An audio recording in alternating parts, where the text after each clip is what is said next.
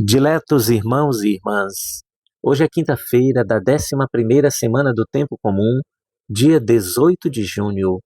Toda quinta-feira, a Igreja volta seu olhar de modo especial para a Santíssima Eucaristia. E existe uma ligação profunda entre a Eucaristia e o Evangelho de hoje. Não existe verdadeira comunhão sem oração. E não existe oração cristã sem comunhão com Deus. Quantas vezes falamos muito e rezamos pouco?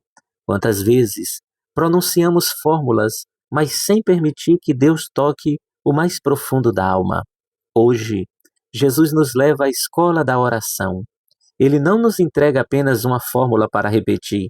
Ele nos abre a porta de sua própria intimidade com o Pai. O Senhor nos ensina que rezar não é informar Deus sobre nossas necessidades, mas entrar em comunhão com aquele que já conhece o nosso coração. A leitura de Eclesiástico, capítulo 48, versículos de 1 a 14, apresenta a figura grandiosa do profeta Elias. O autor sagrado afirma: então surgiu o profeta Elias como um fogo. Não diz que Elias possuía fogo, mas que ele era como fogo. Os santos tornam-se semelhantes aos que contemplam. Quanto mais uma alma vive unida a Deus, mais ela participa do ardor divino. Elias foi um homem de oração. Sua força não vinha de estratégias humanas, mas da intimidade com Deus. Elias era um homem semelhante a nós. Ele não era um super-homem. Era alguém que aprendeu a colocar toda a sua confiança no Senhor. Por isso realizou prodígios, por isso enfrentou reis, por isso permaneceu fiel. A oração é a arma do justo e o alimento da alma. A Igreja vê em Elias uma figura dos que vivem voltados para Deus, mas Elias também prefigura Cristo. Assim como Elias multiplicou alimentos, Cristo multiplica os pães. Assim como Elias ressuscitou um menino, Cristo ressuscita os mortos. Assim como Elias foi elevado ao céu, Cristo sobe ao céu por seu próprio poder divino. Tudo em Elias aponta para Jesus. No Evangelho de Mateus, capítulo 6, versículos de 7 a 15. Continuamos no Sermão da Montanha. Jesus continua formando seus discípulos. Depois de ensinar sobre esmola, oração e jejum, ele agora corrige uma visão equivocada da oração. Diz Jesus: quando orardes, não useis muitas palavras como fazem os pagãos.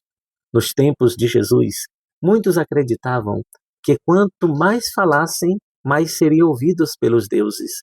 Jesus desmonta essa mentalidade. Deus não é uma máquina que responde fórmulas. Deus é Pai. Não é a abundância das palavras que alcança Deus, mas o fervor do coração. Muito fala quem muito ama, ainda que diga poucas palavras. O problema não está nas orações longas. O próprio Jesus passou noites inteiras rezando.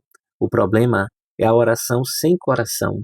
O problema é falar com os lábios e permanecer distante com a alma.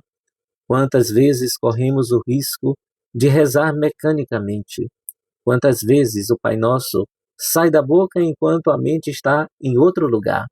Hoje Jesus nos convida a rezar como filhos.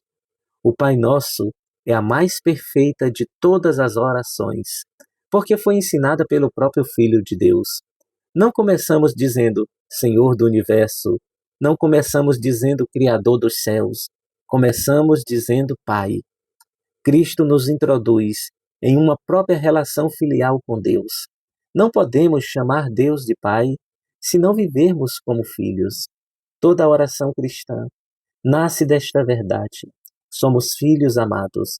Não rezamos para conquistar o amor de Deus. Rezamos porque já somos amados. Nesta quinta-feira eucarística, não podemos ignorar uma das petições centrais. O pão nosso de cada dia nos dai hoje.